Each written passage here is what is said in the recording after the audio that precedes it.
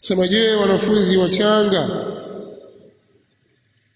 unatupa mwongozo ni kama vile unatupa mwongozo gani kusoma makala za kishia zinazozungumzia tukio hili? Mimi nasaha zangu kwenu, msisome habari za mashia zinazoandikwa na wao.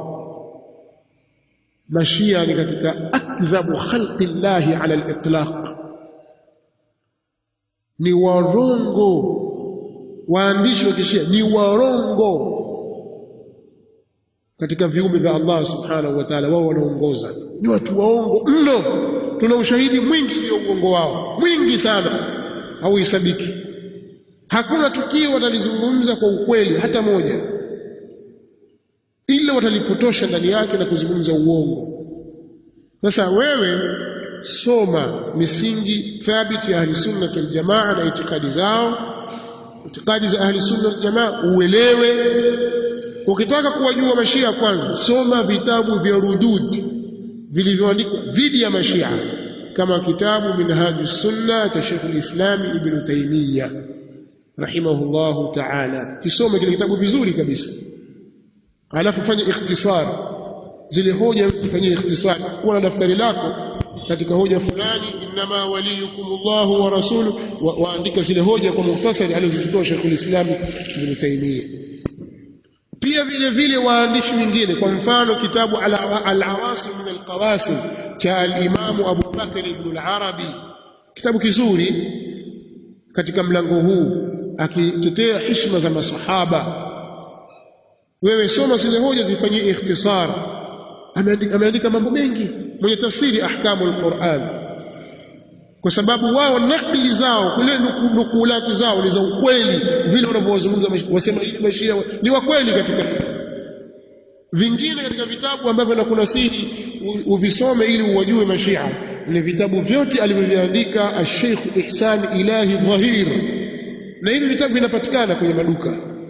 Vitabu vya Ihsan Ilahi Dhahir, huyu ni mwanachuoni wa bara Hindi huko, mashia walimuua, lakini kaandika vitabu vizuri katika kuwaradi mashia. Visome vitabu hivi. Pia soma kitabu kile Mukhtasar Shia al-Ithna Sharia, ambayo asili yake ni cha Waliullah ad-Dahlawi, kimefanya ikhtisar na al-Imam al-Alusi. Kisome kitabu hiki, kuna shubhati nyingi kuhusu Uthman na nani amezileta pale. Kwa hiyo kisome kitabu hiki, kile ambacho kitakutatiza basi wewe kifanyie ikhtisari, angalia zile hoja zilizoletwa pale na rududi nyingine ambazo zimeandikwa juu ya Tijani, mfano kitabu Baltalalta na vitabu vinginevyo.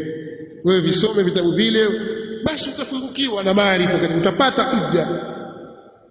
Ukishakuwa umetamakani katika jambo hilo, sasa kama waweza kupata vitabu vyao na kuwazungumza wakati umetamakani katika hujja, basi walillahi alhamdu ni khair.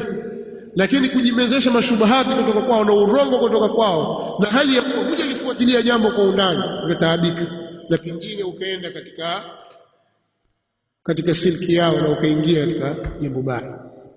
Kwa hiyo hii ni nasaha yangu, na walillahi alhamdu sisemi kuona kwamba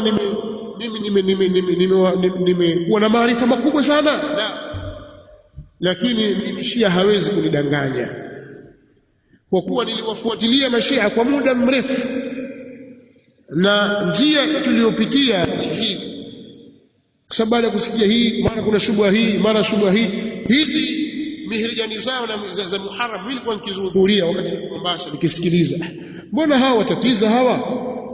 Sasa wakurejesha, kaangalia katika al-Isaba, angalia katika Tarikh at-Tabari. Wewe huna uwezo wa kupambanua baina hii sawa na hii si sawa. Lazima uwe na misingi madhubuti ya kiitikadi, misingi madhubuti katika mambo ya rudud. Sasa ukirudi kwa ahlul ilmi, Allah akakupa taufiki ukawaelewa wana wachuoni, ukazisoma zile hujja na namna zinavyorudiwa na shubahati zinavyojibiwa, alhamdulillah, utaona kuna khairi nyingi. Na hivi sasa walillahi alhamd, watu wameandika vitabu vingi katika kuwaradi ahlul batil, na katika vitu vinavyowapa nguvu tulabul ilm hakuna kama kusoma vitabu vya rudud. Na hivi ndivyo wanavyohusia mashekhe zetu, watu wasome vitabu vya rudud dhidi ya mukhalifin. Soma lakini baada ya kuwa ushapata misingi madhubuti. Usione vibaya kununua vitabu vinavyoradi mashia na wengineo katika ahli na ahwa, lakini pia jiwekee utaratibu wa kununua vitabu. Usinunue kanzu tu, kanzu hii wataka sio al-Haramain, mara sio al-Raw'a, mara sio taka hivi. Nunua vitabu pia, umeelewa? Vitakusaidia kwa sababu vitabu ndio silaha katika da'wa. Wa biduni silah kaifa tuqatil, pasi na silaha utapigana vipi wewe? Kwa tujitahidi katika jambo hili. Nunua vitabu hivyo kidogo kidogo, uwe navyo vitabu vya rudud na vitabu vya misingi katika dini yetu, Sahih al-Bukhari na kutubu sita kwa ujumla, vitabu vya tafsiri, vitabu vya aqida ahli sunnah wal jamaa, na hivyo vitabu vya rudud, vitabu vya fiqh. Nunua kwa faida. Asema vitabu vyako ulivyoandika kuwabainisha makundi ya upotevu, hasa mashia na maibadhi, hasa uyahudi nyuma ya pazia, kitanzi cha shaba, ule wake mzushi mwenye dhambi, havipatikani madukani, hasa kwa hard copy. Tunaomba vipatikane, maana uhitaji wake ni mkubwa sana. Ni kweli, tuombe dua tu Allah tufanye wepesi. Vitabu vinachapishwa vichache. Mwingine yenyewe vitabu vyako ulivyoandika kuwaradi mashia tutavipataje? Ndio kama hivyo tena. Bado vitabu vingi tulivichapisha tena, viko katika soft copy. Lakini inshallah tuombe Allah tufanye sahali tuvichapishe. Tosha. Ndio maswali ya leo, lakini hili ndilo ambalo tunaona tulikadimisha kwenu. Hizo bid'a za Ashura na mingineyo yote ni sahali. Wao wanayofanya ni mambo makubwa zaidi kuliko hayo. Inshallah. Naam. Karbala ni nje kabisa. Hapana, ni Iraq. Karbala iko Iraq, iko nje ya Al-Kufa. Kabla hujafika Kufa ndio kuna sehemu ya Karbala. Lakini sasa pia ukisoma kwenye vitabu vyao wamefikia hadi ya kuifadhilisha Karbala juu ya Makkah, kwamba Karbala ni bora kuliko Makkah. Vitabu vyao vimesema hivi. Hizi kitabu al-Usul min al-Kafi, Bihar al-Anwar, ukisoma wanazungumza wazi kabisa kwamba hiyo Karbala na kuzuru kabri la Hussein ina shirki ngapi? Unajua, ukifanya ziara kwenye kabri ya Hussein Karbala ni sawa sawa na hija ngapi? Hija na umra ngapi? 1000, sio? Kwa hiyo utakuwa ni Karbala, si jambo la sawa. Hakuna kitu. Al-Husaini kampita mpaka babu yake Mtume sallallahu alaihi wasallam. Maana kusemwa kwamba kuzuru kabri ya Mtume sallallahu alaihi wasallam kwa shinda hija. Sasa si hija moja tu, 1000. Ajibu kabisa. Vitabu vyao vya mazarati na nini, na waandika vitabu hasa kuhusu adabu za ziara na dua za kusoma. Tijani aeleza kwamba yeye amekuwa Shia. Unajua mtu akaingia katika madhehebu kwa upumbavu sana. Sasa yeye katika kitabu chake thumma hatadaitu, zamani ilikuwa ni cha Kiarabu tu, kikatafsiriwa kwa Kiswahili, kikaja hatimaye nimeongoka. Ukisoma kitabu hiki, mimi siwashauri msome. Kama wewe huna misingi sawa sawa katika mambo ya dini, achana na vitabu vya Kishia. Bwana akaandika, asema alipofika kule Kadhimia al-Kadhim pale Baghdad, katika kaburi la Musa al-Kadhim. Musa al-Kadhim ni imamu wao wa 8.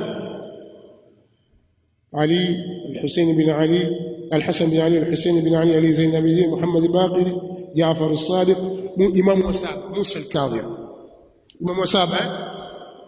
Ali bin Abi Talib, al-Hasan ibn Ali, al-Husayn bin Ali, Ali Zain al-Abidin bin al-Husayn, Muhammad bin Ali al-Baqir, Jaafar ibn Muhammad bin Ali bin al-Husayn bin Ali, kisha Musa al-Kadhim imamu wa 7. Amezikwa Iraq, Baghdadi pale. Sasa asema alipokwenda kwenye ziara yake ya Baghdadi akawakuta wazee wengine wafanya tawafu kwenye kaburi la Musa al-Kadhim pale, wamevaa vilemba na ndevu nyingi wakilia. wazee hao wanafanya tawafu hapo, ina maana hawa wote motoni kwenye batili hawa.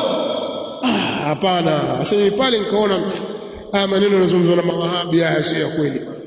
Wazee kama watu kwenda motoni, aeleza hivyo. Kwa hiyo kwa lile sasa likaniingia kwenye nafsi yangu, kwa sababu kwa wazee wamevaa vilemba wafanya tawafu kwenye kaburi la Musa al-Kadhib. Hija na umra milioni 2 kwenye kaburi, uzuru kaburi la Hussein peke yake. Sasa hizo ile hija milioni 2 unafanyaje? Sababu uishi miaka milioni 2 na 15, yaani ufike bali alafu kwa hiyo mtu anaweza kuingia katika upotevu kwa ujinga tu na upumbavu wa akili.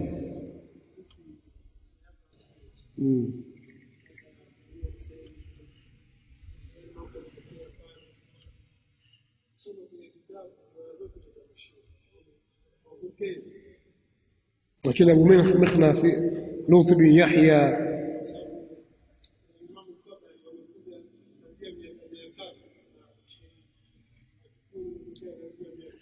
mwaka wa 61 hiyo.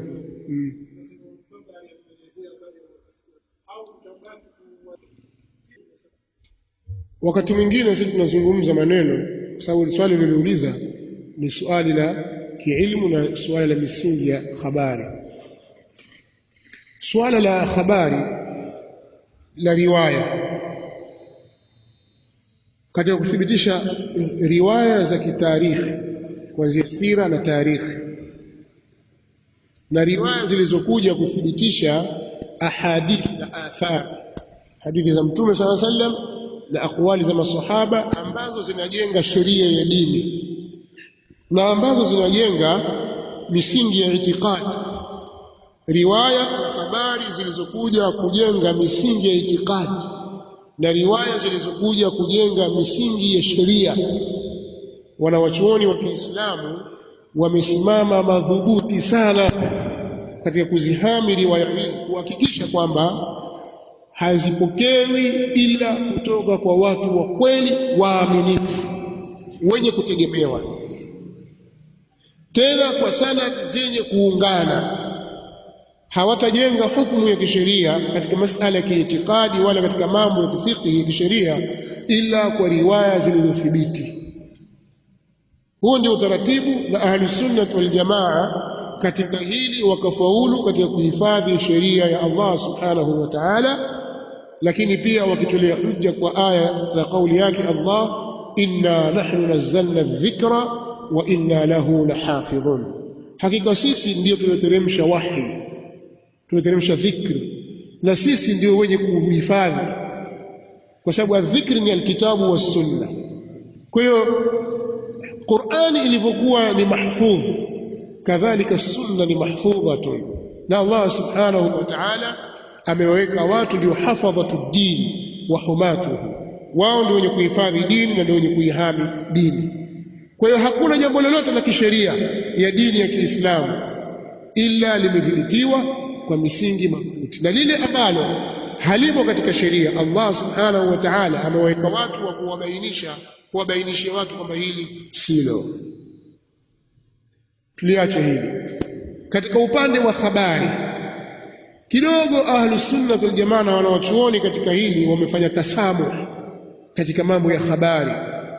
Utakuta mfano wa Amr ibn Waqid au Saif ibn Umar al-Dhabbi al-Burjumi rawi katika masala ya tarikhi, Saif ibn Umar ambaye al-Imam at-Tabari habari nyingi pia huzipokea kupitia kwake.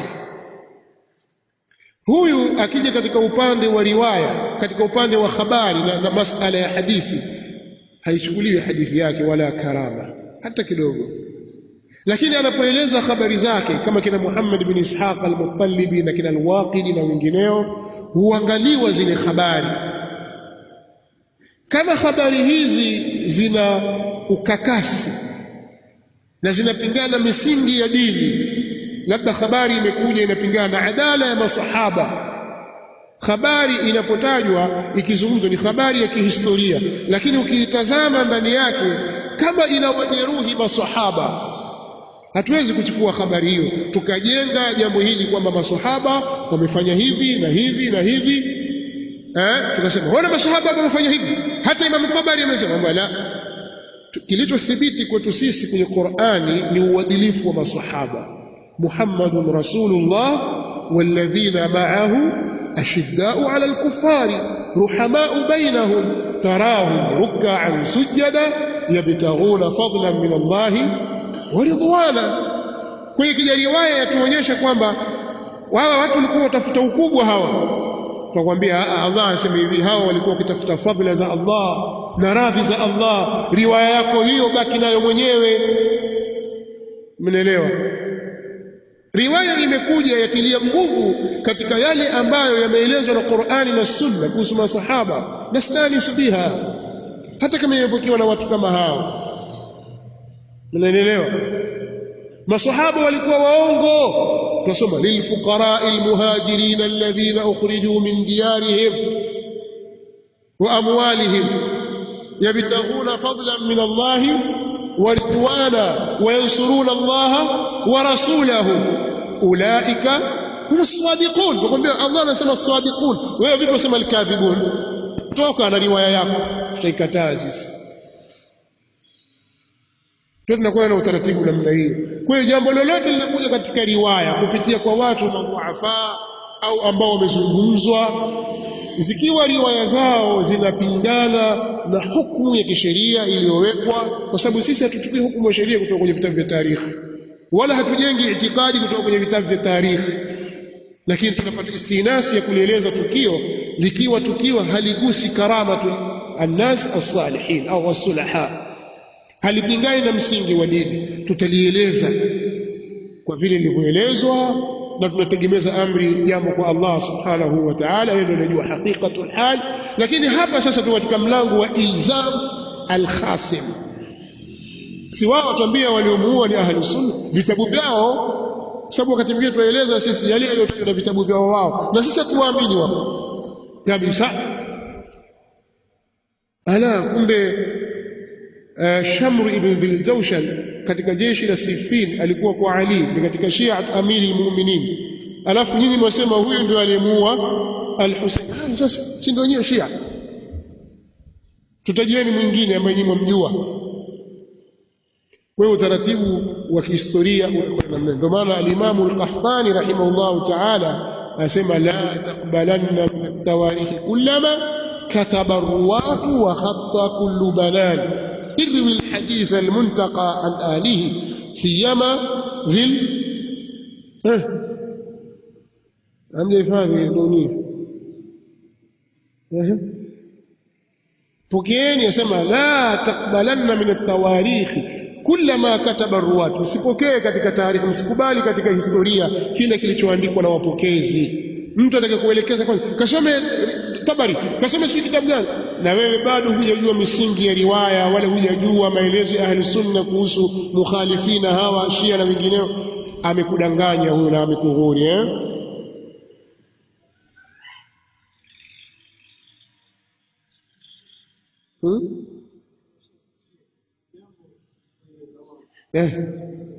Jambo walifanya wao, alafu wao wenyewe waeleza kwenye vitabu vyao, alafu watusingizie sisi kama tumefanya.